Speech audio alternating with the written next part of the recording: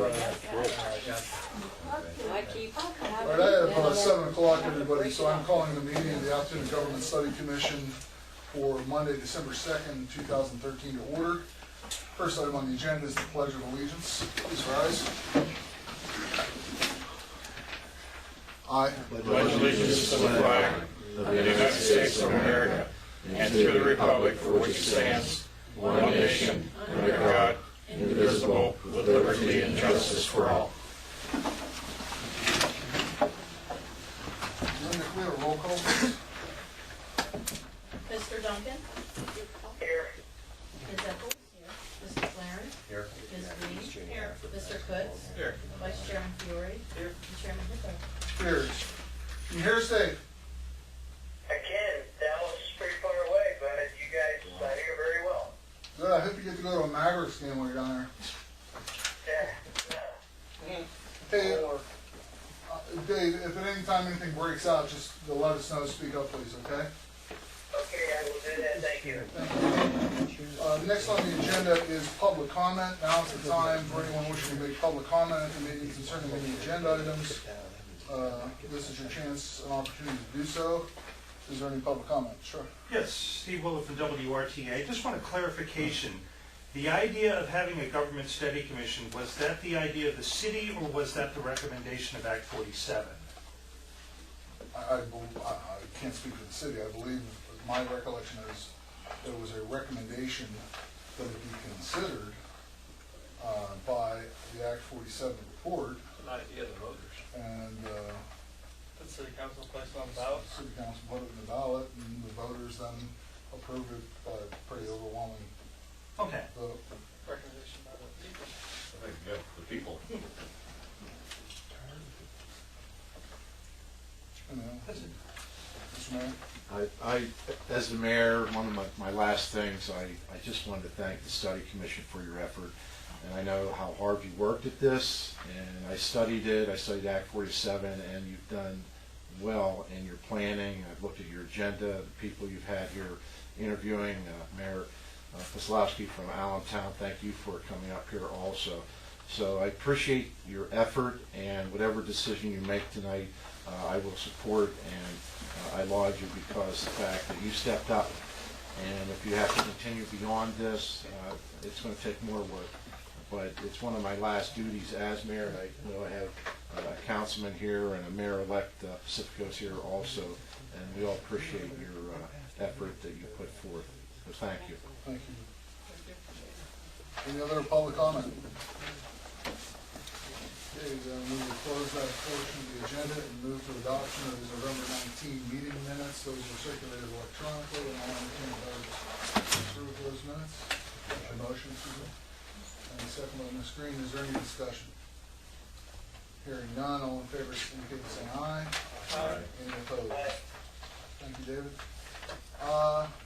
The only interview tonight is where it's quite an honor to have Mayor Pulaski from Allentown here, home rule city. 17 years. Strong mayor. In preparing him, I just asked him to give us some general comments about what's going on in Allentown, how it relates to the charter, and then maybe his thoughts on home rule in general and some of the other major issues that we're confronting. And I'm sure you're, from our discussion, you're willing to... I will answer any questions that you may have. I don't know if I can give you responses that you want, but I'll entertain any questions. I'm just going to turn it over to you. Well, thank you, Wayne. First off, let me tell you a little bit about myself. I am Mayor of Allentown. I've been mayor for the last 8 years. This is my third term for re-election 2 weeks ago. I am also the president of the Pennsylvania Municipal League this year. Councilman Kelly is here, and he represents you well. He is our legislative co-chair at the league, and also as president of the league, and before becoming president of the Pennsylvania Municipal League, I've actually chaired the Home Rule Study Committee for the league for the last several years. So I have a little knowledge when it comes to home rule and home rule charter issues. But to the mayor, I want to say thank you. Mayor-elect, congratulations, I think. And Councilman Kelly, always good seeing you. As I said, Councilman Kelly's actually our legislative co-chair for the league. And as always, represents your city well in municipal functions. Our study commission was actually established as a result of an ordinance back in May of 1994. We established a charter study commission at that point. And our charter was actually adopted several years later in 1996. It took effect first Monday in January of 1997. So really we've had our charter for about 16 years, 17 years almost at this point. All I can say is that it's been extremely effective for us as a city. It gives us parameters and guidelines that far exceed that of the Third Class City Code. It gives us flexibility to address a number of issues that we wouldn't have been able to address as a municipality. It gives us the flexibility also where the charter is silent to be able to refer back to the Third Class City Code. So quite honestly, it gives you the best of both worlds. You can refer back to the Third Class City Code in some instances where the charter is silent, as well as those things that restrict you as a municipality under the Third Class City Code. You have the ability through the charter to really modify and eliminate if you so choose to do that. So I think from our standpoint, I don't know why any city, especially a city your size, I think you're the 10th largest city in the state, would not become home rule.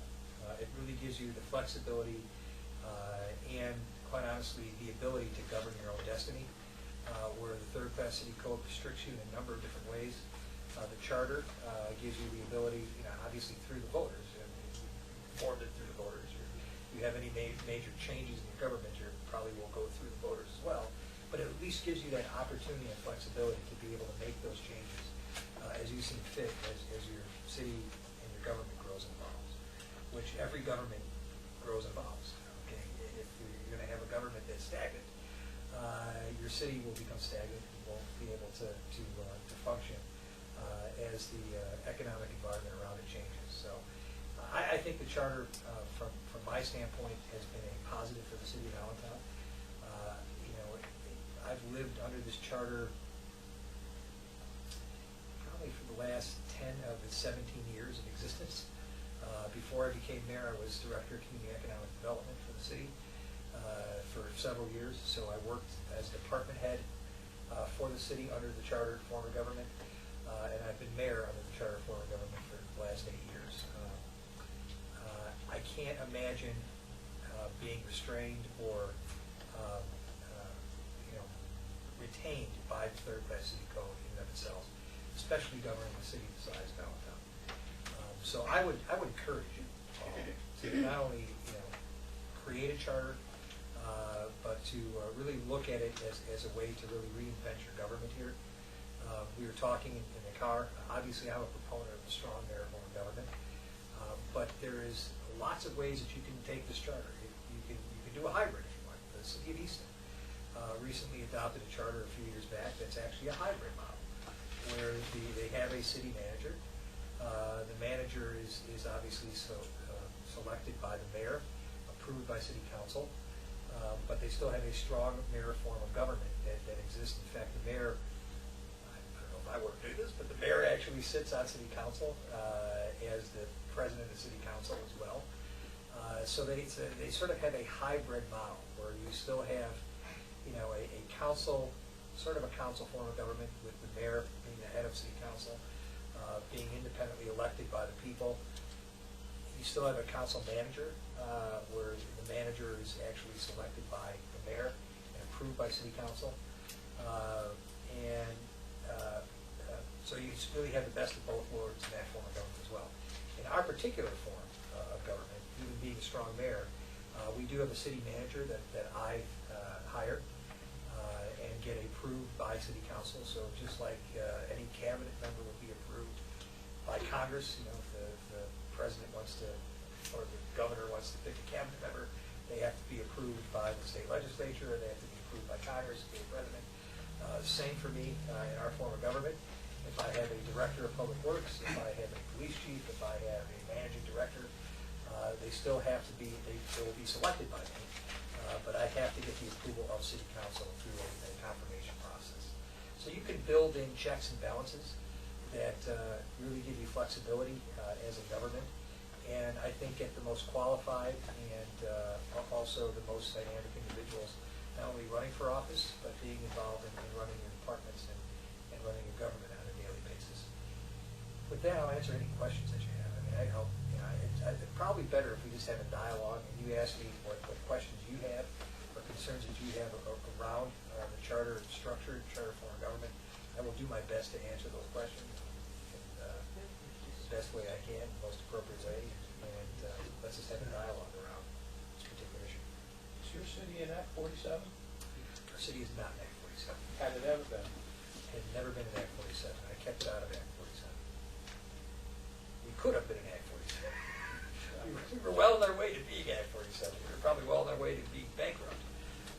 But we actually did some very innovative things, and we were able to keep the city from Act 47 and from its office. Could you maybe elaborate a little bit on what you all did? Sure. I've heard it, and I think what... Yeah, I mean, we've done a number of things. First off, we looked at every traditional way of cutting costs. So whatever fat was in the system, we were actually able, over the course of several years, being able to cut out those costs. Some positions were eliminated through attrition as folks retired, but we were able to trim down government. Now, that's the low-hanging fruit, okay? The more difficult is getting those systemic costs that are affecting the city's cost basis on a year-to-year basis. One of those biggest issues was our pension. When I came in, I had about 2/3 of my entire police force retire. The day I walked into office, over the course of the last several years, I had 50% of my fire department retire. It's obviously pushed up our unfunded liability dramatically. So for those of you who aren't involved on a day-to-day basis, your pension costs, you have what's called the MMO, your minimal municipal obligation. That's like the minimal payment on your credit card, okay? The higher your balance on that credit card, the higher your monthly payment will be. It's the same thing for your pensions. So the higher your unfunded pension liability, the higher that cost is on a yearly basis. So for us, because of all the early retirements, it sort of affected us just like Social Security, the effect on the federal level. You have more people retiring, taking money out of the system, than are currently putting money back in the system. And so your costs are exacerbated. The same thing is happening on a municipal level for pretty much every municipality across the Commonwealth. And for us, it was really multiplied, by tens because of all the early retirements that had taken place in both the police and fire. So, to give you an example, when I came into office, that minimal payment was $6.5 million. This year, because of all the early retirements, that minimal payment would have been $18.5 million. Okay, there's no way to cut yourself out of that scenario. It's impossible. Next year, it would have been $21 million. The year after, it would have driven us into bankruptcy. By 2015, 30% of my entire general fund would have been just to go to pay the minimal cost on the credit card. It wasn't paying off any of the debt, wasn't addressing the problem in any way, shape, or form, just paying that minimal payment. Obviously, we couldn't sustain that in the city. I couldn't tax my folks into oblivion either, because I would have had to raise taxes by 40 to 60% just to pay that minimal payment. Obviously, it would have driven every middle-class homeowner and every senior citizen out of the city droves that could leave. And then we would have this downward spiral of folks not being able to pay the taxes as a result. So we wanted to come up with some very creative ways, and I think is what you're referring to. We did. We actually did a very unique lease concession on our water sewer. And unique in the sense that we actually wrote the lease first. We protected all our workers. So as we want to look for folks to take on the lease and the lease concession, they had to take all our employees at their current rate, salary, and rates with their current collective bargaining agreement. We had provisions in there for local labor. So any project that was over $1 million had to use local union labor to actually build the project. That was important to us as a municipality. And we put it out for bid. We also retained a rate structure that was actually lower than our residents were paying. If you look at collectively over the course of the last 40 years, probably like Altoona, our rates go up and down. And so, some years it was 0, one year it was 5, 7, 2, 30, they went all over the place. But if you averaged them out, we were paying on an annual basis about 5.5% increase a year for our water and sewer. It wasn't all at once, okay, it was averaged out over a 4-year period. We structured into the lease an amount that was actually less than that. So we structured it that it was 2.5% plus the urban CPI, which at its height over the last 20 years has only been 2%. Most of the times, like this year, is actually 0. But over the height of it, so if you structure in the most that our ratepayers will pay would be 4.5%, which was a percent less on a yearly basis than we were currently paying. So it was a pretty good deal all the way around. Now, we actually did the lease. We ended up leasing it to the county, who was able to give us $220 million, which we paid off all our unfunded pension liability, all our water and sewer debt. We eliminated over 28% of our entire debt. We've had upgrades for both rating agencies, and we lowered our MMO costs from $18.5 million this year to basically $4 million, and that will stabilize over the next 20 years. Pretty good deal for the city of Allentown. We picked up, $12 million into the general fund without having to raise a single penny of tax, and a single person lost their jobs, and everybody was happy in the process. What was interesting about it is we did it in a very innovative way where we utilized the resource that we had. We took into account, I wanted to make sure we protected all our workers in the process, and that's what we wrote into our lease. So, you have a lot of folks talking about leases nowadays at the state level. What they're not taking into account is the overall effects of that lease. We took that into account, and we were able to work, and fortunately the high bidder was the county, which ironically, 10 years ago when I was the Community Economic Development Director, they were always looking to regionalize our water and sewer system. And they wanted to offer us $25 million at that point, which I looked at the guy who was currently in charge at that point. I said, I'm Polish, it doesn't make me dumb. I know it's worth more than $25 million. It was worth a lot more than $25 million. It was worth $220 million.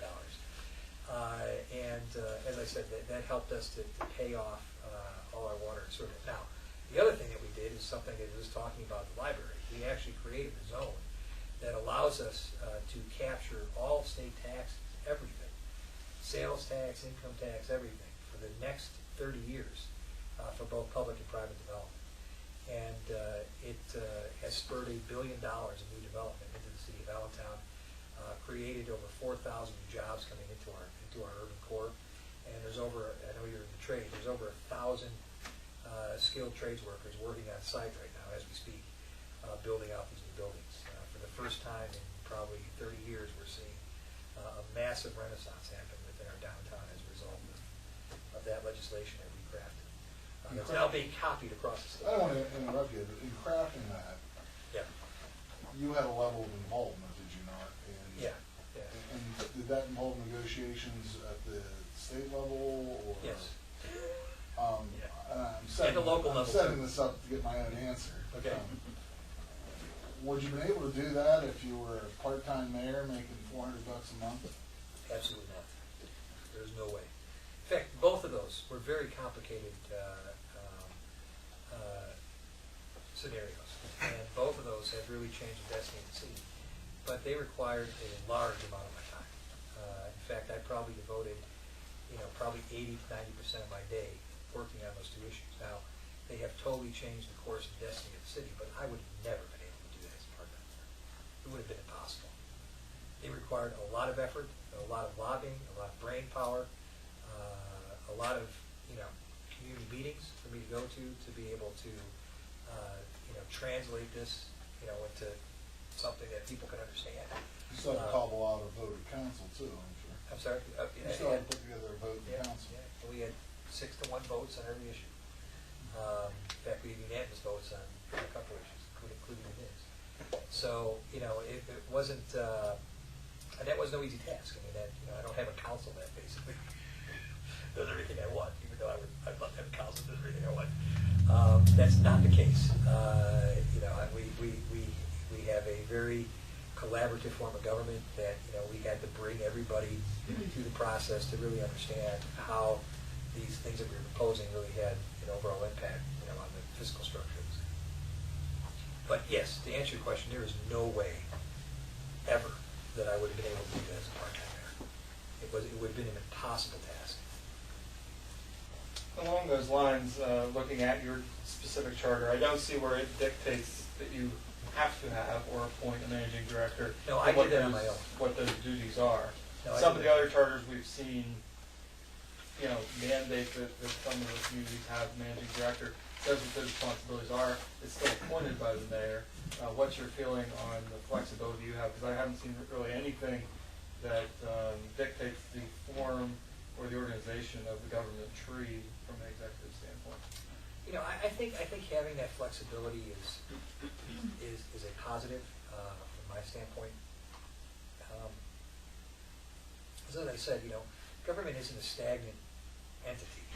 Any good government should grow and evolve and be able to be flexible enough to address the needs that are before it at any given point in time.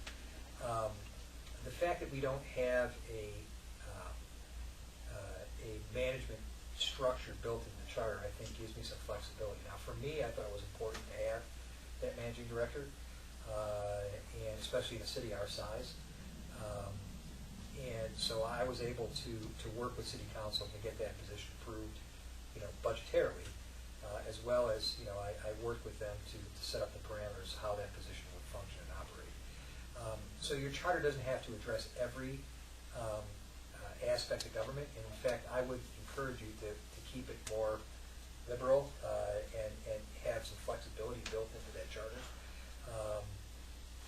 Because if you're too rigid, I think you're going to the charter then becomes a vehicle that is not helpful, for advancing the city. If it's you have to really find a balance. I mean, the charter commission is one thing, and you deciding to actually go with doing a charter, putting a charter commission together, I think is your next step here.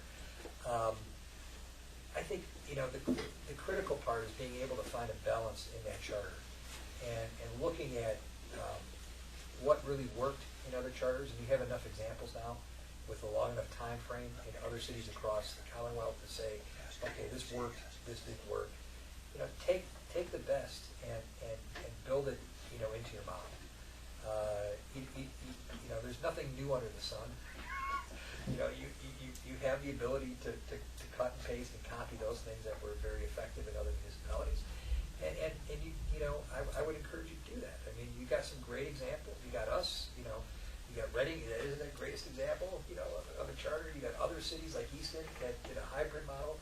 And I would encourage you to look at all those different types of models and be able to pool, what works well for Altoona. Because what works well for Allentown may not work well for Altoona.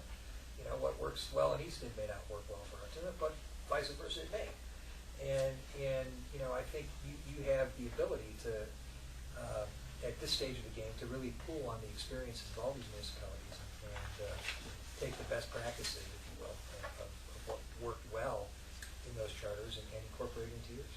Did you make any other adjustments to the structure of government when you took over, or have you, over the past 8 years, made any other adjustments from your predecessor? Yeah, I mean, listen, we changed a lot. I mean, I changed bureaus. I was able to realign, functions as I saw fit. Which, when we started looking at, when I talked about, creating a leaner form of government, we had to do that. I mean, there were some bureaus in the old structure that were just redundant. They didn't need to be there. There were some that could be combined into public works. There were some functions that could be combined into parks. There were some functions that, quite honestly, we shouldn't have been doing as a city that we transferred to the county.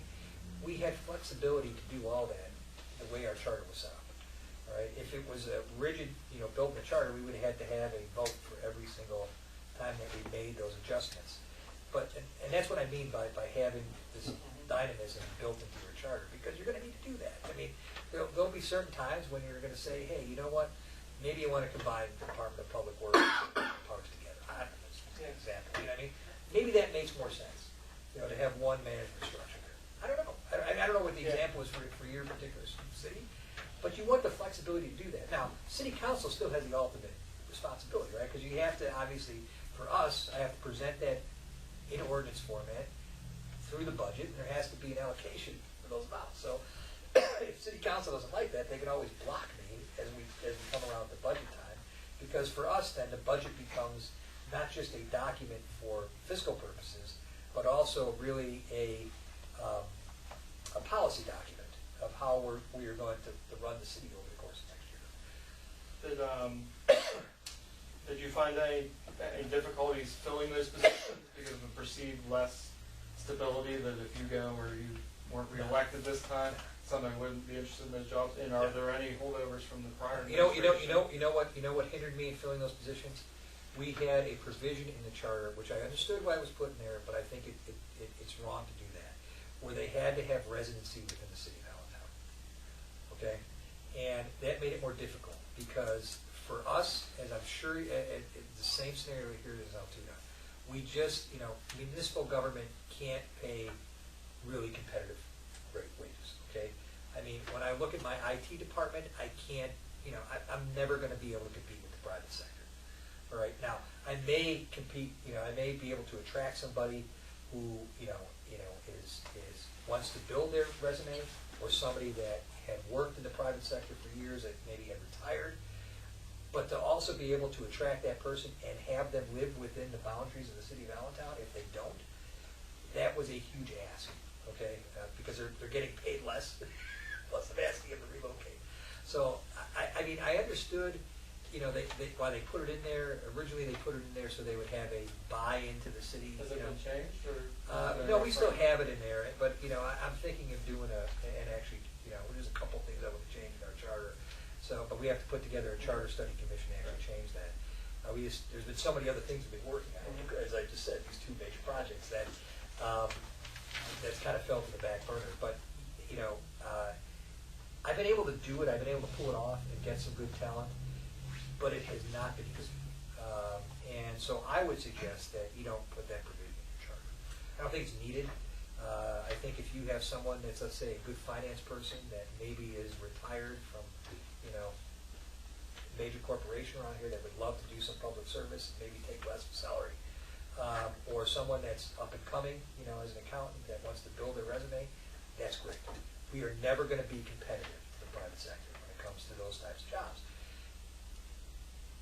But to try to get those people and then make sure that they live in the city or have to relocate, that's a really tough sell.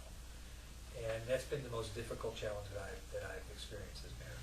So I would, for me, I would suggest some flexibility in that respect. You mentioned that there were one or two items else you would change. One of my questions was going to be, if you had the magic wand and could change the charter you have, I'd give the residency issue.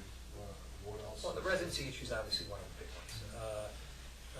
Obviously, for mayor, you have to live in the city, though. Okay, I mean, all your elected officials. And quite honestly, most of my folks do live. Even if I didn't have a residence requirement, I think they would still choose to live in the city of Allentown. But at least that would be their choice. They wouldn't be dependent on them getting a job as a result of that. One of the things that we have a provision in there that no new taxes outside of real estate tax. Think about that. No new taxes outside of real estate tax could be imposed unless it's through voter referendum. Now, that's kind of crazy, okay? It sounds good on the surface, but when we really get into it, so the state passed, the EMS fee, okay, which allows you to basically go to an employer, assess a fee of up to 52 hours for emergency management services. We could not impose that unless we had a voter referendum. Now, that voter referendum, before I came into office, failed 3 times. Now, when I came in, I spent a lot of dollars. I got a lot of money from individuals. I set up a special PAC to basically educate the folks. I went out to every Kiwanis Club, Rotary Club, Boy Scout troop, anybody that would hear me, okay, and explained why this was important. And 6 months later, after it failed 3-1, it actually passed 3-1. Now, So I guess it could be done, but that's kind of a crazy scenario to have to go through every time that a revenue enhancement, which really wasn't affecting, for the most part, the vast majority of Allentonians, was actually affecting people who lived in the suburbs, who were working in the city. And rightly so, affecting them in a way that was helping to pay for some of those municipal services, which we had to pay for anyways. And so for years, unlike other municipalities, we weren't allowed to collect that fee because of the way our charter was set up. So I would suggest that type of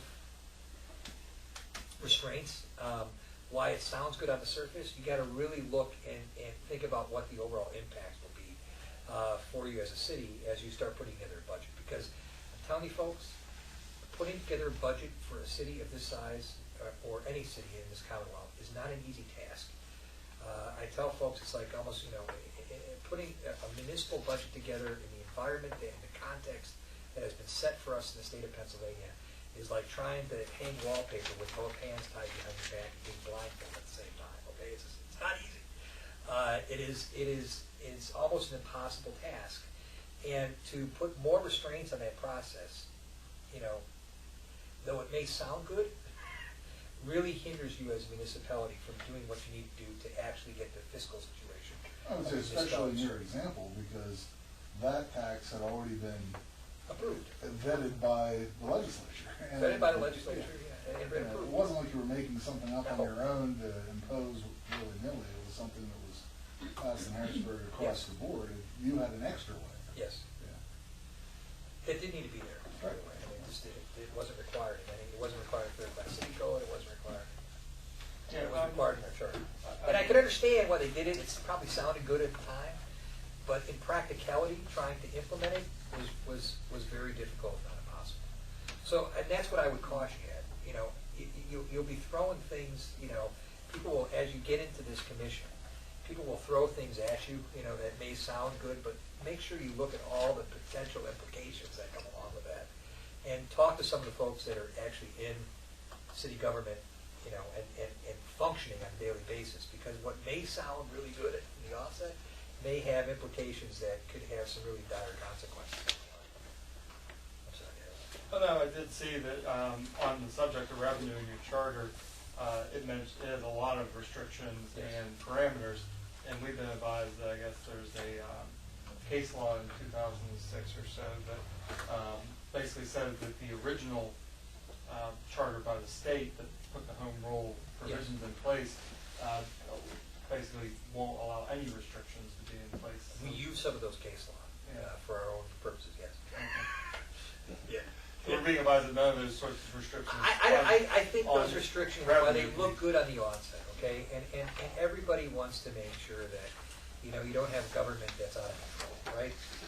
That you don't have government that's just, spending. Now, I can guarantee you that there is no elected official, here in this room, or any elected official, that's sitting down at a meeting, at a council meeting, if you're not going to re-elect those people. All right, so I think the democratic process in and of itself, if it's working properly, okay, the restraints are there to spend that money wisely and judiciously. I don't know if putting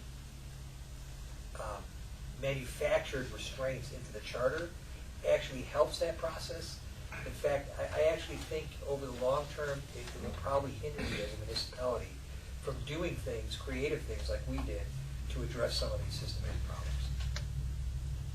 I think your point is excellent in that at the local level, you're talking about cops, firemen, and roads. Yeah. With 95%. Yeah, we're not talking about, So if a mayor comes in and says, I want to hire 30 new cops and spend crazy to do it, then maybe they do that, but then the voters are going to say, we didn't need those cops, you're an idiot, get out of office. Or, hey, we really like those cops, and Thank we you. don't mind paying for them, okay?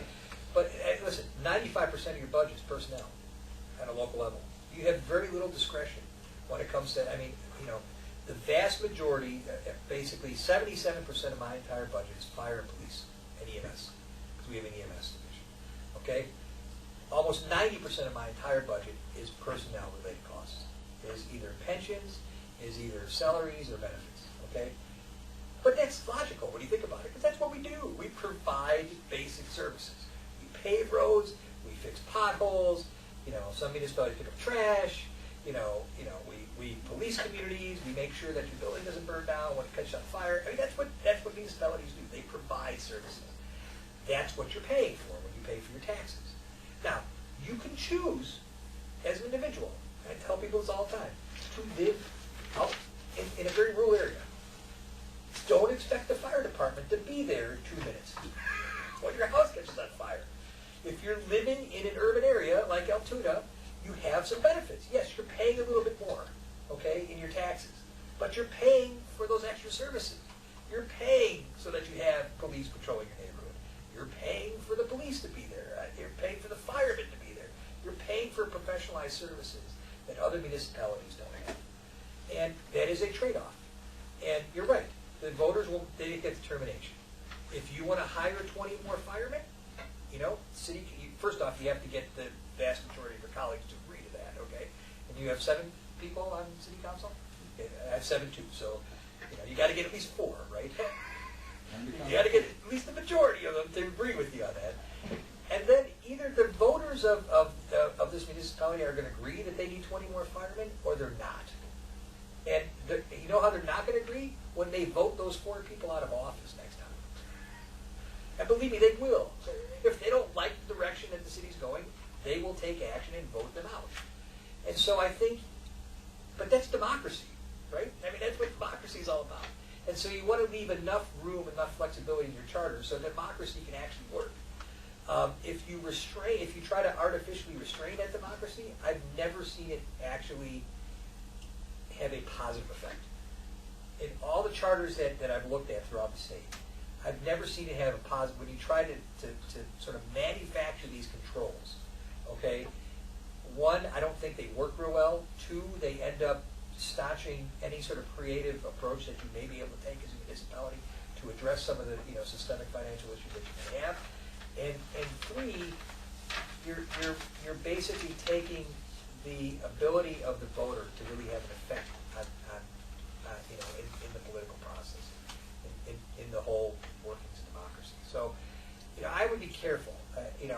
Yes, I think the courts have ruled that in many ways the state especially on certain provisions, overshoots the charter and has greater authority, and the charter really is meaningless. When I know for us, in some of the provisions that we had there, we looked at state law and we said, listen, state law supersedes us in this area, and even though the charter says this, we're going to do this because this is what the state law says. And we are totally within our legal rights to do that as a municipality. Okay, now, if the voters of Allentown don't like that, they could have voted me out. They didn't. They elected me by a 24% margin. Last 3 times I ran. So, there is this check and balance that's built into the system. And if you structure the charter right, you will have a check and balance system there on a local level, which I think will serve you to have the flexibility you need to really operate your government. 2-part question. Does your city have an EIT, and what percentage is it? And how long has it been since the county that Allentown is in has done a reassessment? The county just reassessed last year, but that was after 18 years. 18. Not 50. Not 50. But I thought 18 was too much. And what was interesting is most of the assessments in the city went down and the suburban municipalities went up, which means that we were subsidizing for the last 18 years all the surrounding municipalities. And that's really what the overall... And do you have an EIT tax? We do have an EIT. We've had an EIT for a long time. Ours is 1.32%. We just lowered it, actually.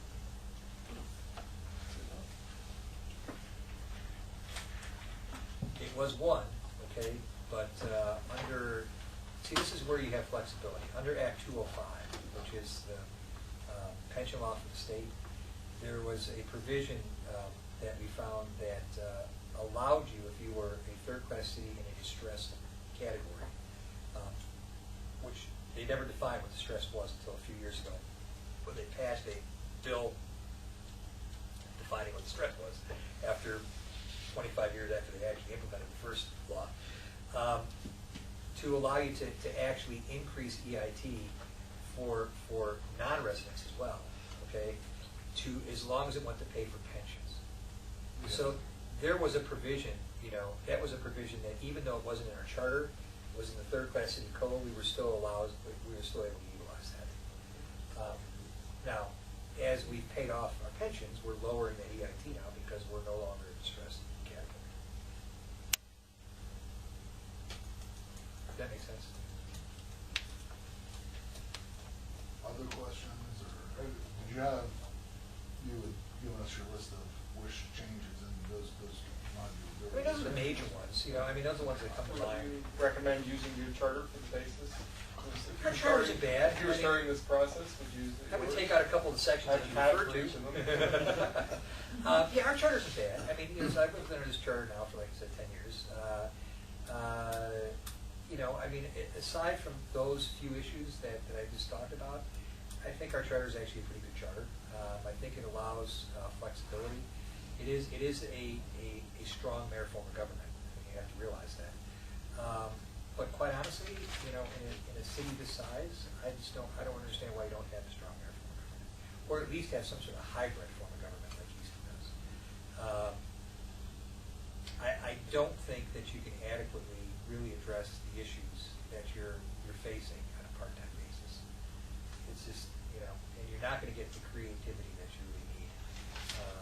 Now, yes, do you have the ability to elect someone that's a real moron? I guess you always do. You always can elect someone that's a real nut, right? But you can do that. That's part of our democracy too. I mean, Winston Churchill said it's not perfect. That's the best form of government that we have. But that's where I think that your voting populace, you have to make sure that you educate the voter, and that you have elections that really pull out what the best candidates. So I don't know. I mean, that was an extended answer, I guess. To Obviously, you must like the way that your charter has a city manager. Well, it doesn't really actually specify city manager. You decided to have a city manager and asked for that position. Can you imagine, or did your predecessor use a city manager, or did he not? I guess I'm wondering. my predecessor didn't, and they had a business manager. They called it a business manager. I guess he had some of the same functions. I really changed the whole dynamic of that particular position and created a city manager position that would sort of act as a chief of staff over the other department heads, as well as work with me on the day-to-day operations of the city. I mean, I guess I'm kind of saying, can you imagine a world that didn't have a city manager, where the mayor is in charge of doing that, and at the same time taking care of these other things which you mentioned, where you're trying to push for your economic zone, I think it or all trying to depends on the push size of for. your city. It all depends on the size of your city. In my particular case, no, I can't imagine. It's too big a municipality to be able to work on those issues that I talked about, and come up with some creative ways of addressing those issues without having someone to work alongside with me on implementation of some of the day-to-day operations. You're at 120,000?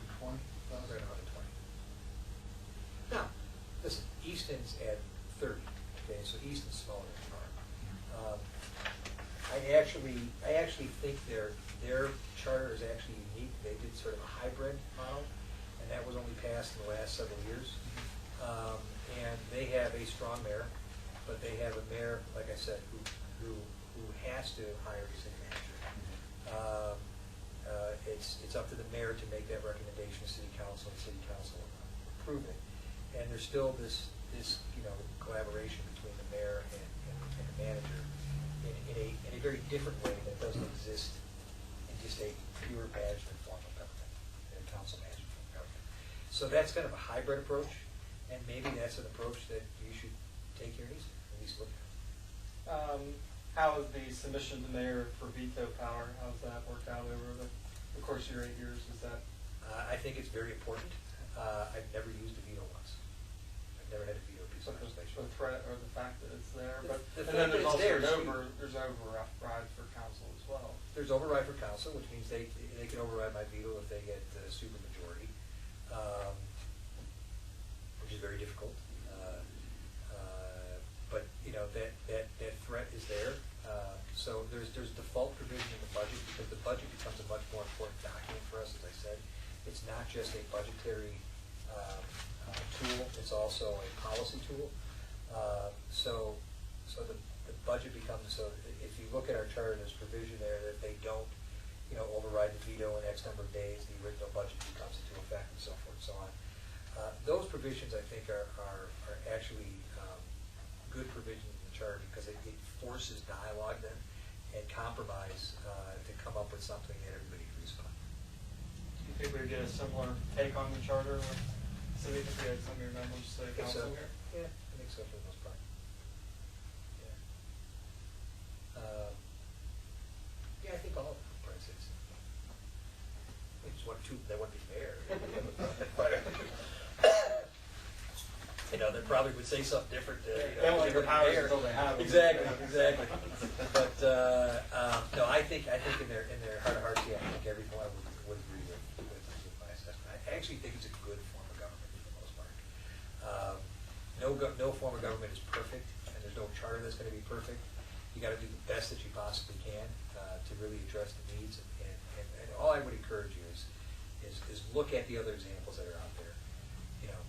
You have a unique perspective because you have a number of other cities that have already adopted charters that they've also, learned from experiences. Take what's best, discard what's bad. Create the best model that you can that gives you the most flexibility to do what you need to do to get the city back on, a solid fiscal footing and the right course. Dave, you still And that's there? what the charter can do. You have any questions? Dave? I am here. I have no questions. Thank you. Okay, just making sure. Okay, thank you. Any other questions? Mayor, any other comments in closing, or you? No, listen, I don't have your task. I mean, it's it's always tough putting these charters together. I do think it's the right thing to do, no matter what form of government you fall upon, no matter how you structure it. I think going home rule, I don't think you can go wrong. Okay, I mean, home rule, as I said from the get-go, no matter how you structure the form of government, which you talked about a lot here, okay, no matter how you structure that, even if you keep it the same way it is, still adopting the charter and giving your municipality the flexibility gives you the best of both worlds, because you then can set your own destiny.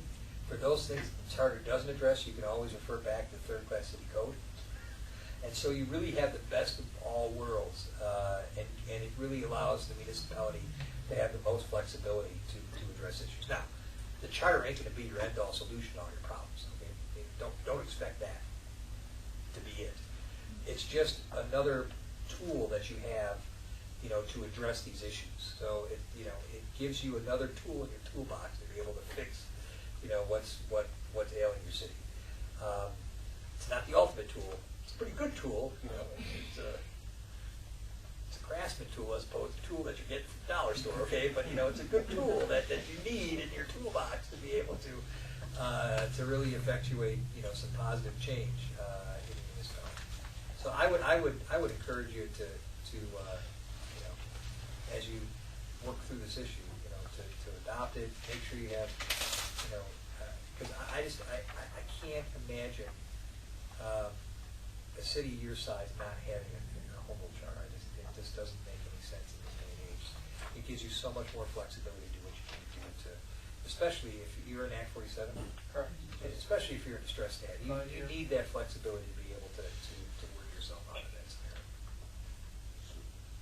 Mayor, thank you so Thank you. much for your time. I know I talked a lot, I'm sorry. Bill, would you mind making certain he gets on his butt? You're certainly welcome to stay, but I know you gotta get to Johnstown. Yeah, I gotta get Johnstown.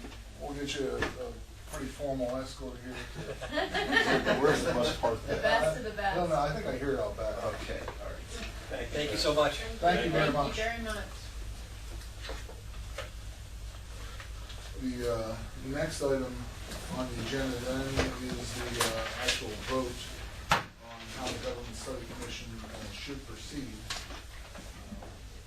Just want to point out some thank you to, we got some guidance from the solicitor to make certain that the language used is appropriate in terms of the motion. So the two suggested motions are the recommendation of the solicitor in terms of the wording, depending on which direction we go. Does anyone want to make a motion toward either proposed vote A, should the study commission recommend that the electors of the city adopt a home rule charter as written by the study commission, or a motion for B, should the city's form of government remain unchanged from its present form? Do we have a motion? Can we have some discussion actually? We will, after we have a Okay. motion on the table. Motion. Second. We have a motion, second, I understand you said motion. Well, no, this is just voting to see if we want to adopt this form to vote on. We're not motioning to. No, I'm looking for a motion. I am making that motion. Oh, I thought we have a ballot. Check. We Okay. will. we don't. We have to decide which ballot we're going to circulate, so Oh, As I understand okay, this- I see what you're saying. You have my motion for A. for A, do we have a second on A? Okay. Before we proceed, for the vote then, I'll entertain the discussion. Just for me, should the study commission recommend that electors of the city adopt a home rule charter as written by the study commission?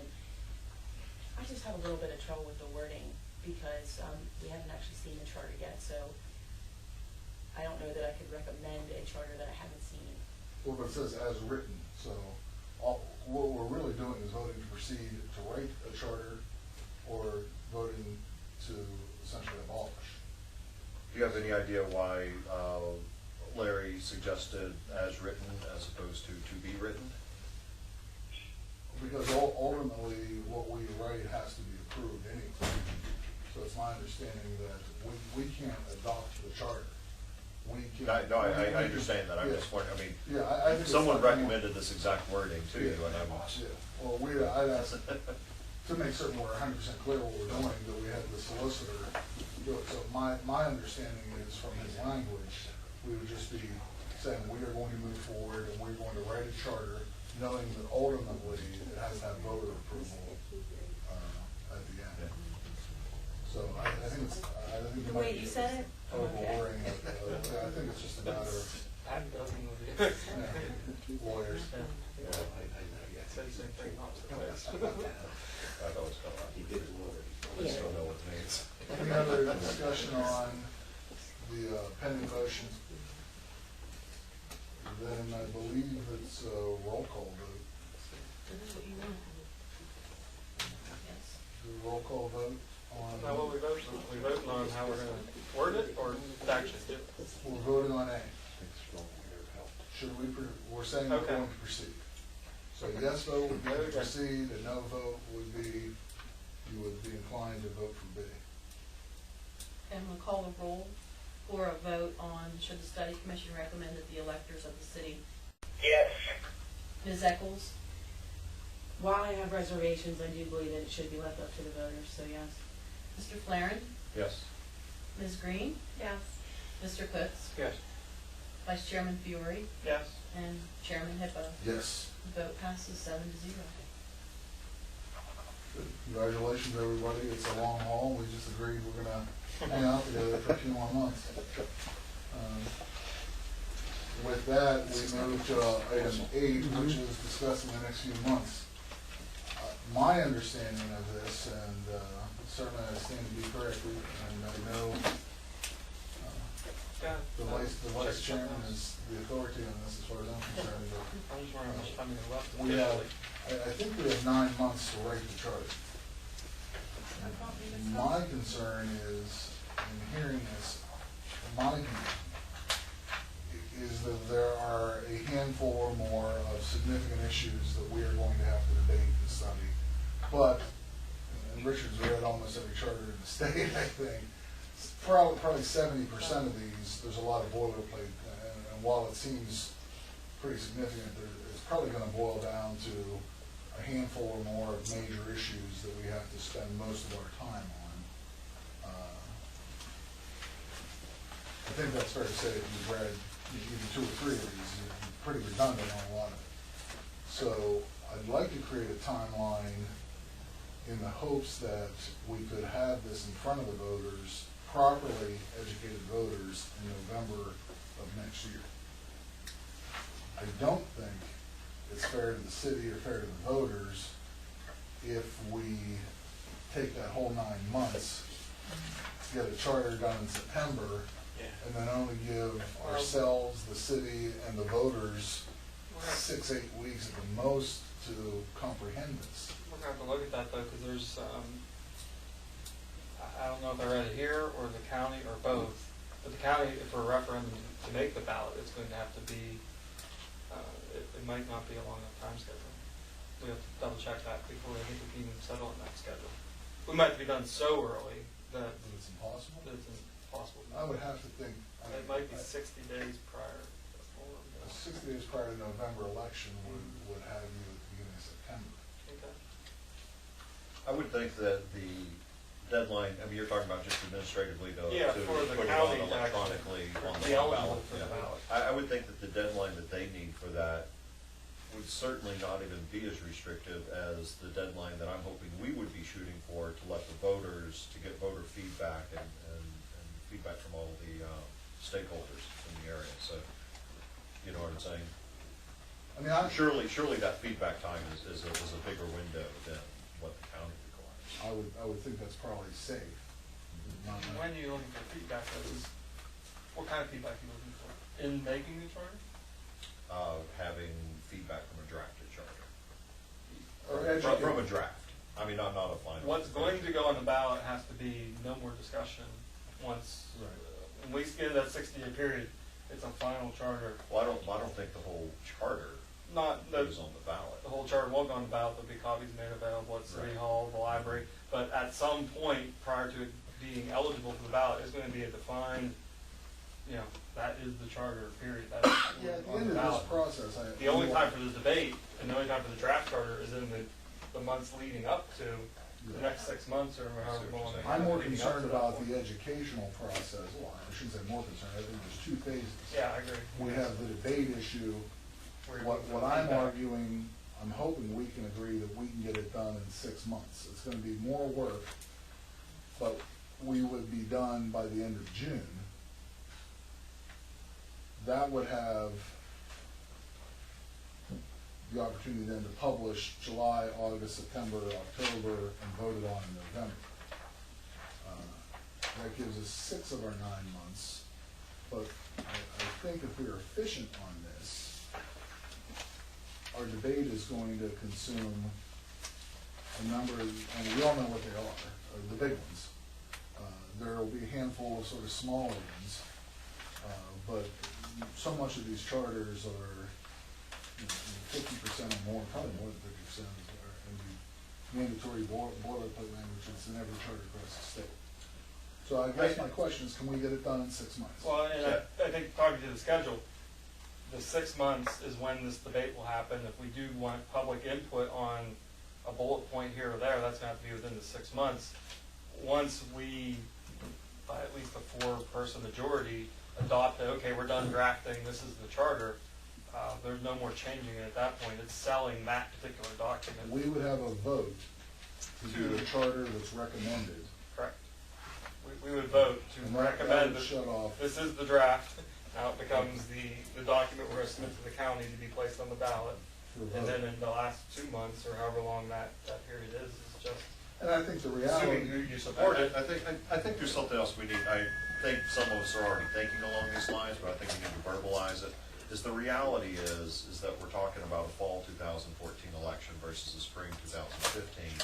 And so the reality is we're talking about trying to get this done in a hurry. Well, I wouldn't even say a hurry but where we really have to work hard to get it done, so that we can make the fall election next year, which is a gubernatorial general election. We would have a voter turnout that would be the 2nd highest voter turnout you could possibly get in the city of Altoona, second to a presidential election turnout, versus a municipal primary election where we would have the rock bottom voter turnout.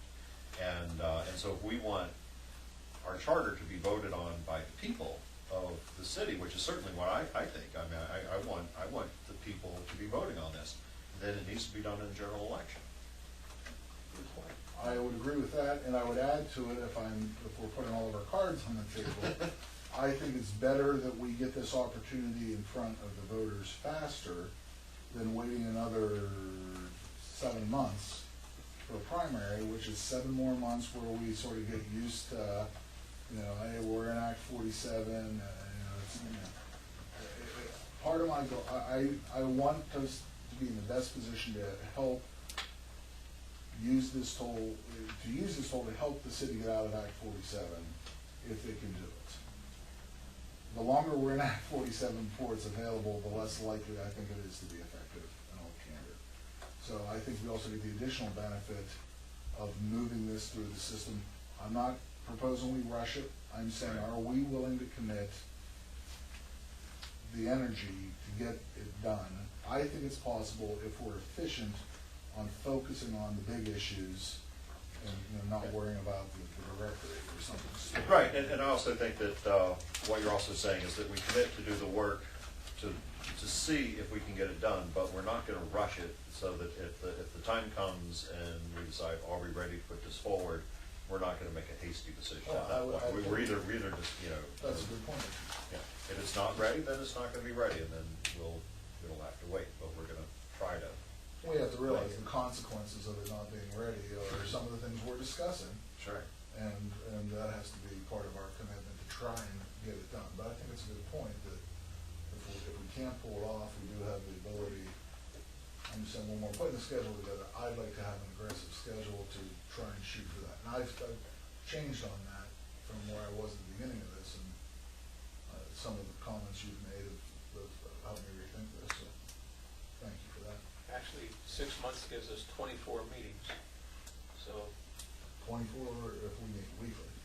I'm sorry, 12. Yeah.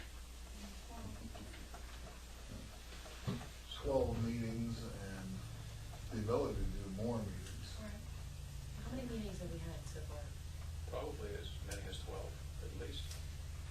Well, sure, because June, July, August, Pretty close to 12. 12 or 13 maybe. We'll have a good idea, we'll have a good idea after we've met, in April or May, how much progress we're making, and I think what I'm hearing is we need to be done by September, or we have to wait, because we have to have it to the county by September, is that what you're saying? Yeah, I'm just looking at some of the.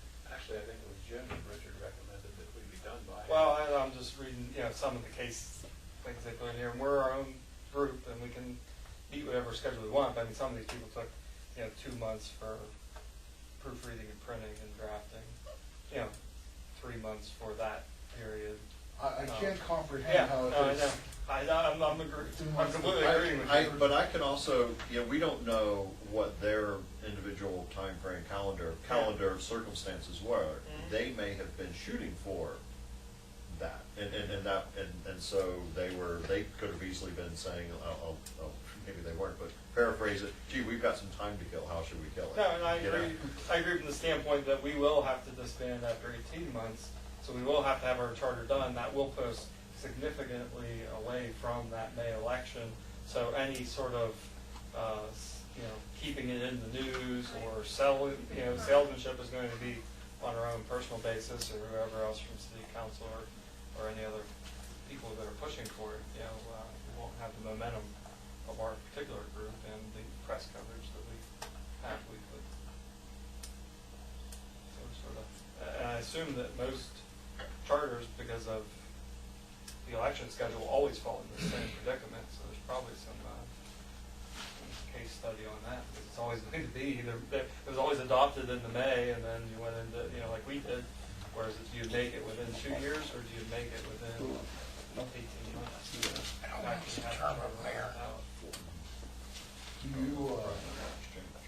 One of the things we might want to do then is to get some guidance from Larry on your idea of, Yeah, we need to go from that backwards, you know, what we have to do. What are the requirements of the county gonna be? What do we have to do for advertisement, you know, backwards to see when that means we have to be done. Then we can look at going forward to see, can we make that by the point when we have to have a charter we're ready to vote on. I would think too, an element of this is that in any election, whether you're electing a governor or president or a mayor, there's a limited window where people are paying attention to it, the public in general. You're gonna have the politicos that are paying attention to it 6 months in advance, but they're crazy and they're unlikely. But Joe Lunchbucket isn't paying attention to the November 5th election, in a lot of cases, more than 8 weeks out anyway. I mean, it's just the way life works. So there's a window at the end push too that we would need to build into this. And if we start talking about this to people, you know, in July, they're gonna glaze over. What we have to do is make certain we're planning, how's this gonna be distributed, and how is it going to be, how are we gonna have this whole education campaign on it, so that it's in place for that window to hit, so the public can be best informed and efficiently informed about what they're voting on. Again, I hope by November. What meeting schedule are you recommending, weekly or bi-weekly? The analysis of, you know, how far we've come in 12 meetings, I think we can do it in 12 meetings. And I guess it's another point is, I said June, but we really have, I think, July. Because we have all of September and all of October. Yeah, as a buffer, you can certainly have July. Yeah. So that would give us 14 meetings. Which seems to be quite, to me, that's a lot. That's 7 out of the 9 months that we have anyway. I don't think it's as Herculean as, you know, We can do it. it's not, exactly, it's not insurmountable. We can also adapt our schedule as time goes by, so we can switch in April to weekly meetings if we need to. Yeah. All right. Do we keep the same kind of flopping Monday, Tuesday No, thing? I I think, don't I don't have any restrictions this time. I was Oh, good. yeah, I'd prefer if we just pick a, and I don't know, 7 o'clock, 6 o'clock, you know, whatever, but what works best. If we do it at 6 and then we get into a situation instead of adding days, if we start at 6, that would give us a little bit more, Yeah, I mean, I prefer Monday at 6, but that's my That works preference. for me. I like that. Good for that. Dave, do you hear us? I am, and Monday at 6 is good for me. That way towards, instead of adding days, it'll even, you know, we'd be here till midnight, we could add an hour or two if we needed to once in a year, so. Can I suggest, because the second meeting in December, I would propose we cancel that. We start gathering information, maybe circulate as much as we can, and be prepared to hit the ground running first. What Monday do we pick? Well, we're looking at some things with city council and what they need to be doing. They meet the second and fourth Wednesday. If there's strategic planning meetings, it's gonna be that, usually the same week as the council meeting, on a Monday. That's second and fourth. So they would be meeting on the 6th, is that right? That's their organizational meeting. That's inauguration, actually. Yeah. So they should meet on the 8th and the 22nd, and I know there's gonna be strategic planning. I think it's on the 20th. Sure, you get So, Christmas break here. starting on the 13th would be, would that make more sense? I'll throw out that I'm probably out of town on the 6th anyway, but that's a relatively minor issue here. That's, I think, the best alternative. I'm sorry, which one? So what date would it be?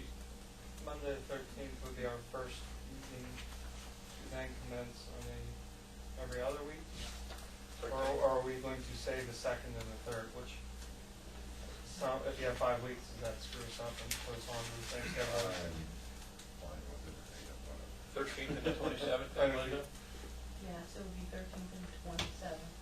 So it'd be the second and the fourth, or is it the every other week starting on the 13th? Because it will matter at some point. You could specifically pick the dates, but You do the second and the What's fourth council doing in February? Then you realign with council. Well, February's the March 10th. is the month where Well, not only that, yeah, the 17th is President's Day in February. February's the 10th, and would be the 10th and March the is- 24th. Oh, second and I know, fourth. but is, Yeah. is council meeting on the 5th and the 19th of February? They meet on the 12th and the 26th. So they get on the same right So we're gonna do the second and the fourth Monday? Well, that actually starts causing conflict starting in February if they're having organization meetings on Monday. Yeah, they have Okay. strategic planning only every 2 months or so. They're gonna start, it's gonna probably start every 2 months, every other month. Okay, so what? Was there a pattern to that? It always, well, not If there yet. isn't, then they're going to play around us if they need to. Sorry? Historically, before, it was the second. I don't know what's gonna happen. The second and fourth Wednesday, on the fourth one, it was usually the end of the month. So it would be on the 20th of January, they would have. Wayne, if it would interfere, you guys could just do this all over again then. 22nd. So, We haven't really been conflicts so far, though. We've been, no, they haven't had any, they're gonna start having them in January. The first one's gonna be on the 20th, I'm told. That's the idea. We should be okay then. The second and fourth, from a holiday standpoint, seems to be working. which means probably won't come down. So- Well, not May 26th, Memorial Day. Really? That's the only one so far. We can missed adjust President's that Day. to a Tuesday though, I think, can't we? Yeah, we can. We can go to the 27th. Boy, they moved Memorial Day way up this year. What happened to the 31st? You're gonna run into two holidays either way you do it, first and third or second and fourth. What's the other one? Columbus's birthday or Washington. Columbus Day and Washington's birthday is one or the other. One of them's the first and Martin third. Luther King if you go first and third. Yeah. It looks pretty clean other than Memorial Day, unless I'm missing one on here. You're about Unless right. The Google's first and the missing third. one. The first Second and fourth. I'll Second and check fourth. I always change it. As long as you keep Mondays the sixth, I don't care which Monday it is. So you do wanna have it second, not first and third? Right. So that, yeah, so then it is gonna run their strategic planning meeting. Do A you lot of have them to like get to come. this? Yeah, I do, plus a lot of the councilmen like to come to this meeting. So you prefer me to do the first and the third? Yeah, that's what I'm saying. It'll just be screwy in Well, January if you have their because schedule, Can I just take make it off. one suggestion? How many strategic planning? What is it? it's probably gonna be every 2 months. Is what I'm hearing. Until September, and then it's done in September. Can I As the budget suggest maybe, starts. we might wanna think about this, and it's just popped into my brain. It might be worthwhile as part, to have a joint meeting with them. If it almost- They already have their topics, like, there's like 3 big topics coming up. Yeah, that first, the 6th is actually inauguration in the morning, and then the 20th is actually their strategic planning. Well, let me So set I the don't second and the fourth. That should be the 13th and the 22nd. Correct. Okay, 13/27. that works for that one. Then it would be the 10th, 24th. In March. 10 and 24, again, because February's on the 21st.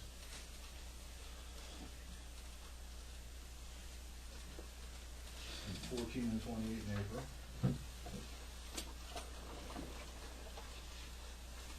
12 and 26, which is Memorial Day, so it'd be 12 and 27 in May.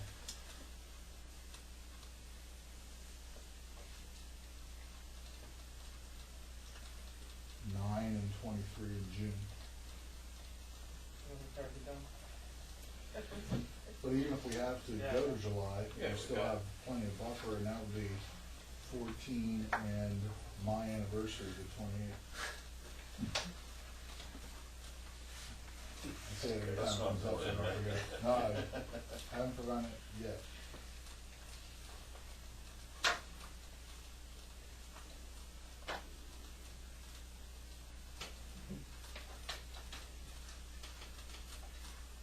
Do we need a motion to adopt, Wayne, or do you think we could just do this informally? We want to do it informally, and then we can adopt it in that first meeting in January. We can agree to schedule a meeting for January. Do we need to publicize the January 13th? And cancel the next one. Yeah. That we do need a motion on, to cancel. Mhm. So moved. Hold on, we're gonna do it all in one. if you don't All right, mind. sir.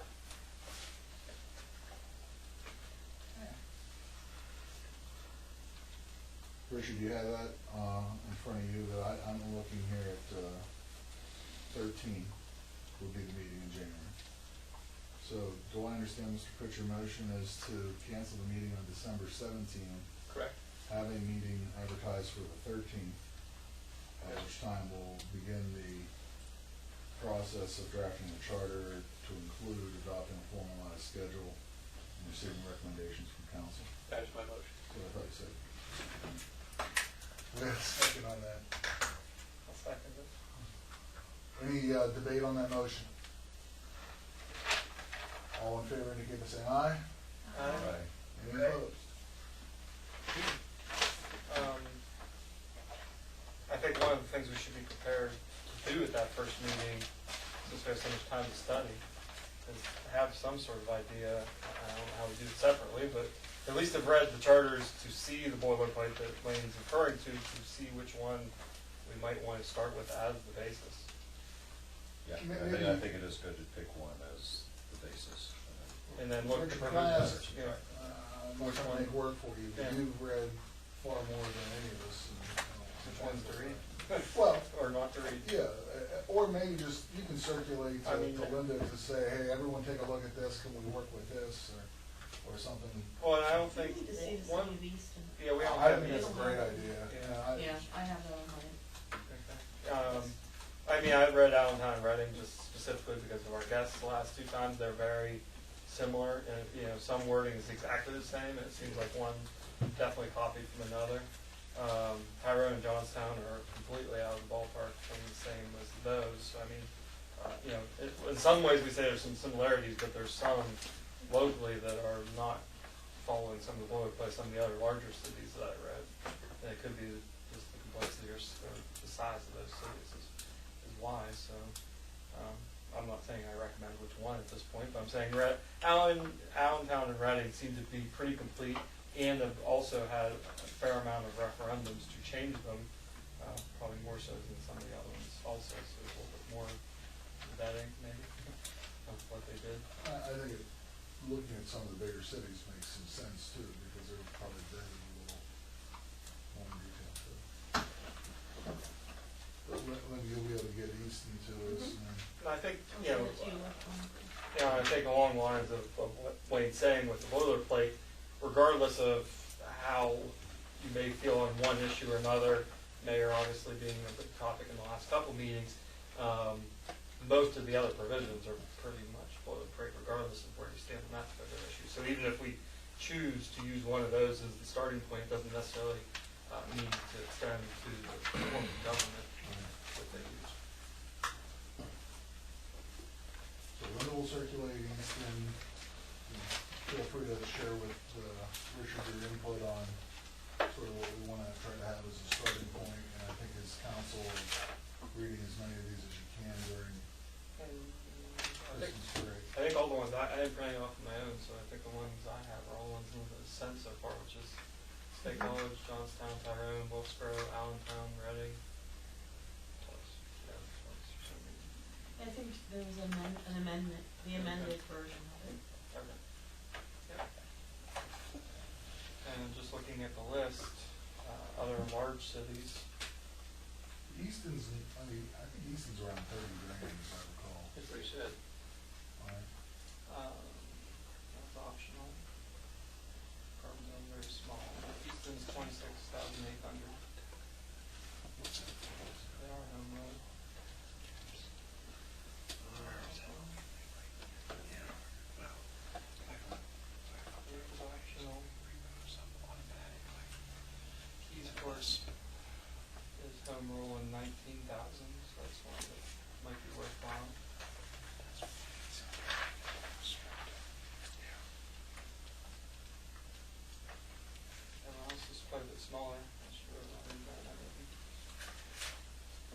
didn't really want to read East not because of the size, just because Yeah, of it's the quite a bit, comments, I think. quite a bit different than what we've seen here. Those are the only two that I see that are relevant as far as population goes, although I'm not saying somebody doesn't have something ingenious in theirs. And nothing prevents us from entertaining, if we learn of something, we can always bring somebody else in or educate ourselves on some other process. There's no limit on that. And part of the other thing we can think about too is whether we schedule another public hearing as part of that process once we. Well, I guess that's one of my questions to the group as well. On some of these issues, once I think we look at a charter, you know, if there are some issues within that charter, will there be potential to have people testify, whether it be city council, anyone from staff we've had in before, or, I mean, even potentially, I guess, other communities, but. I would think we'd be foolish not to. Okay.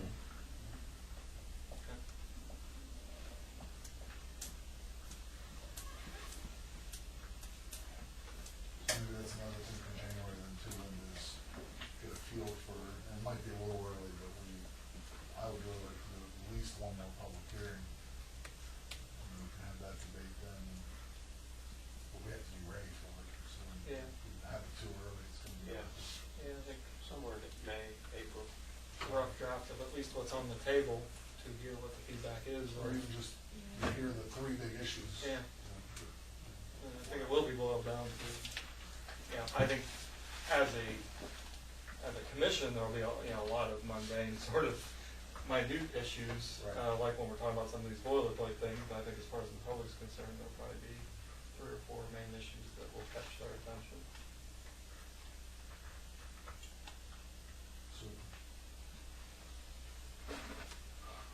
Any other discussion on the schedule or the processes we're heading down the next road here? Any additional public comment? Yeah, Wayne, I had a question. Sitting here listening to this guy tonight and thinking back on the last meeting on Reading was like night and day, quite honestly. It almost, in my mind, seems like the only way that you're going to be able to do this is go strong mayor. But the problem that we're faced with is in the present situation, we have a part-time mayor for 4 years. Not necessarily, How would you get around that? because it's the same way it happened with the last transition committee. Whenever we adopted it and it was voted on by the voters, that mayor became. That stops and starts the whole thing. Okay, that answers my question then. 'Cause The mayor's not removed from office, No, nor is he any becomes a council. council person. Because, when we hired the last mayors, we hired them as part-time mayors because they had full-time jobs. And so you had to get somebody to come in here, and this is their real job. You understand what I'm saying? They gotta go out and say, this is my 80-hour-a-week job. It ain't 40 anymore. But you answered my question, so that whole thing would stop and then you would advertise. And if the existing mayor, who happened to be a part-time mayor, wanted to become a full-time mayor, You'd have to run. Then he You'd could run. have a free shot. okay, I got it, Assuming that schedule works, yeah. I got it. And as I understand the law, the salary doesn't change, but, I mean, it wouldn't go from you can't change the salary, but it would, if it were to happen, You mean he'd be full-time mayor at $400 a month? no, the mayor, max. That's true. I guess He would become a councilman at 400. you'd have to run for the full-time mayor. He'd be able to run for full-time I mayor, see. and if he's I elected, see. then I believe He would get council, full-time. See, I'm not real he'd get sure. full-time salary. I'm not real sure about that, because the last time around, Mr. McCullough was not permitted to run for mayor. Well, I think it's within our powers writing the charter and or leading up to the transition committee. It's probably, I think it was probably arranged at that time. There's nothing in state law that would dictate that that's the case. I would have to imagine that if we wanted to write that in the charter, we would so put it, but yes. I don't see that happening. Oh, Any that other answers your questions? question. Any other questions? Me? Sure, Mr. Cooper. I have several. Rob, too. This may seem stupid, but if anybody cares to say, why did you vote yes? I think echoing the mayor's comments on it's a tool in the toolbox. I think I would have added to his. We would hope it's a Snap-on tool and not a Craftsman tool, but I think that's yet to be seen. I think it is one powerful tool in helping the city get out of Act 47. I think I made the comments before that even if we wrote the charter as a third-class city code, the fact that we can put referendums in there that will allow the people to fix a piece of the third-class city code that doesn't work for here in Altoona, which is written from a statewide standpoint, that'd be a positive step in the right direction. I just think that the flexibility of getting out from under third-class city code, even if we adopt a lot of the provisions that it has, is a positive. Anybody else? I mean, I think if we're going to evolve into a viable, economic type city that we want to get to, the only way we can do that is to build in these flexibilities and the opportunities to allow us to have creativity in everything we're doing. I mean, we've heard from a number of these mayors that have come in how they've been creative in generating revenue and acquiring grants to do development and all those types of things. And, in the current status we're in, we're just not getting there. And Bill, collectively, the people that have come to testify before us have overwhelmingly recommended it. I mean, and we've had some very good people come in and talk to us. Anybody else? I think that, repeating what everyone else has said, without repeating, but to add to it, if we want our city to move forward and to really grow in the way that I think we would like for it to grow, it requires a lot of work. I guess I'm just going to go ahead and even though we haven't said anything about mayor, I think that having a part-time mayor, you just can't put forth the time and the effort, the expertise that you need in today's governance to make that happen. And so we need to give the city the tools so that it can move forward in the world that we're in today. I think the current form of government, while appropriate at the time it was passed, there's been so much evolved and so much changes where frankly, we have a 22 caliber form of government and a 45 caliber world. It's the first day of hunting season. So, They don't have no 45 caliber. Well, it's still done. And I guess I'll ask Heather specifically, why do you have reservations? I don't like saying that we're going to eliminate caps on taxes. I'm not convinced that the strong mayor is the way to go. We'd like to see us investigate other forms of government before making a decision. I think that all the gentlemen who came in here and spoke were excellent, eloquent speakers, but they were all strong mayors. I would like to hear the other side of the story before making a decision. And a no vote wasn't really going to solve anything. So I believe that we need to work together as a team, and you've got the winds of change, and rather than throwing up a wall, you build a windmill. So try just to stay positive and hope that we can do the best and produce a charter that the citizens and residents of Altoona will endorse. A number of strong mayor, or whether a strong mayor form would be part of home rule, is obviously one of the biggest issues, probably the biggest issue, because it seems to have come to dominate. But what are the other major issues that are not boilerplate that you see are going to have to be addressed? The EIT tax and quite possibly actually talking to the county about reassessment. I mean, I don't think that's our task, but surely by now they've heard this. Somebody should recommend it to them that I mean, we got to get out of this doldrum we're in with this current assessment. I mean, it's just killing us. It's brought us to our knees in the city, literally. I think another area that will be up for debate. One of the points we'll be talking about is, the structure of city government. We heard one of the extremes today, which is no mandated structure, completely up to the mayor's discretion, and we could go full through to, similar to the third-class city code, and dictate the exact structure of government. So, I mean, all the departments. yeah, what departments you must have and how they must be staffed. That will be part of the debate. Where do we fall in that within the charter as far as prescribing to preserve exactly like it is, prescribing to specifically change exactly what it is, or allowing the flexibility to the future legislature. Okay. I actually think that the governance tree is, which I guess you kind of used that word before, I think the governance tree is actually maybe the harder question than a strong mayor or whatever you want to call the mayor. Of course, it's really the same thing, but exactly where you're going to put checks and balances in that governance tree, I really think that's the hardest amount of work. So you're not talking about departmental organization? That is it, because that's very much part of Okay. the organization and how, who answers to who and what checks and, what State checks and council and balances the there mayor. are in there, and where do you go to when you've got problems? Mhm. People don't agree. Mhm. Any other thoughts on major issues to deal with? I mean, I agree, that's gonna be big. Who actually will write the document? Looking at them. Probably Linda.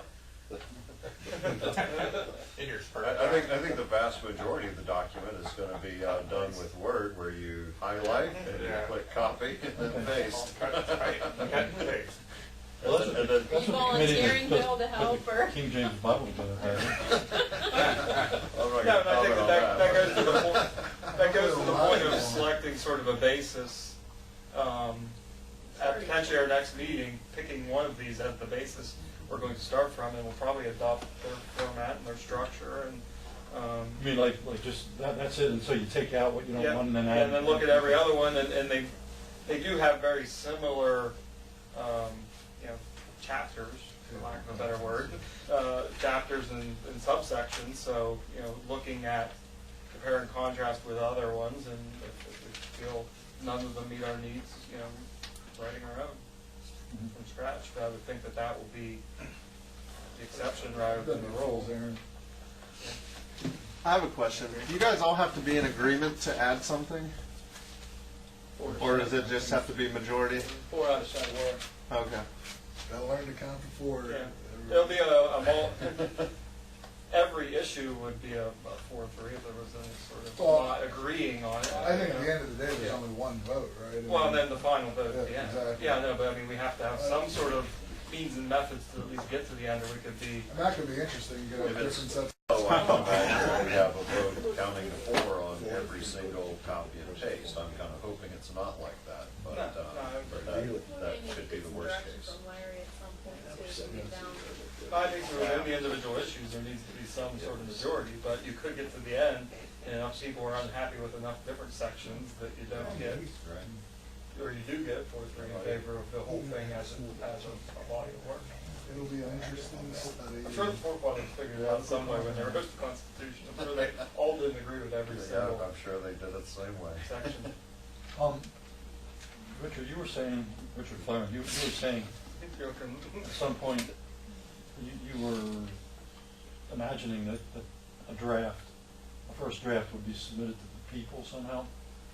Is that something that would go into or would be part of a public hearing on it, or? Absolutely.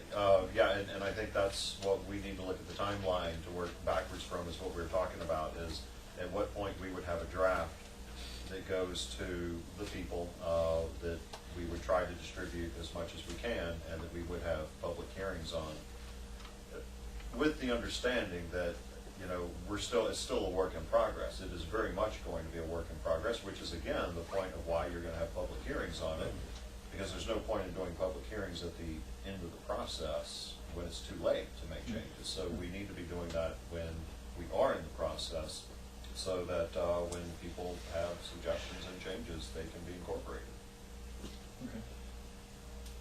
Hey guys, this is Dave. Pardon the interruption, but my grandson needs to go to bed and I need to participate. Good luck, Dave.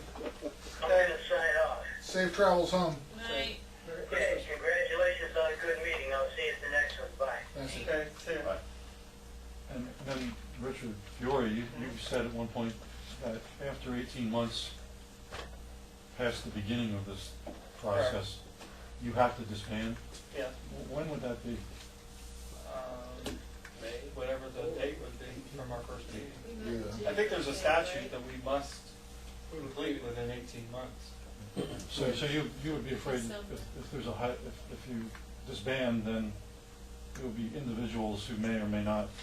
Carry on keeping it, you know, I mean, I think, assuming that we're all in favor, or at least the majority of us, well, the majority has to be in favor of what we ultimately recommend, that those individuals who are in favor of it would want to see that work come to fruition Right. and work with all the local news sources to try to get support for that. Okay, and then I have one more question. In the past several years, a lot of really conservative people, Tea Party people, I guess, have talked about government as best when it's smallest, and they talk about starving the beast, that sort of thing. This seems to be trending the other way. Any comment on that? I don't see it that direction. I feel that government should be at the smallest, most local form, and I feel the third-class city code at this point, that Harrisburg is dictating to us how we need to run our city. And I feel that this brings that power back to the city of Altoona at the smallest form of government, where you know your city councilman, you know your mayor, and you need to trust in them that they can run our city the way we need it run, instead of Harrisburg dictating the way the city needs to be run.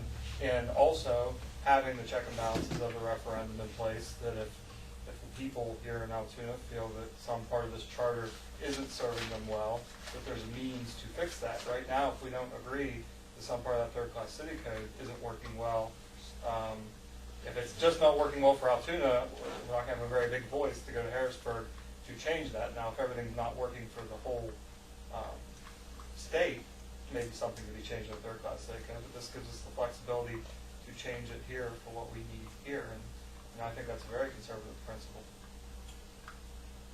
Okay. Thank you.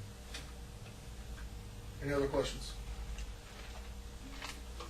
Fantastic. We are adjourned. Thank you, everybody. I do want to say everyone did a hell of a job on this, and everyone's effort to be applauded.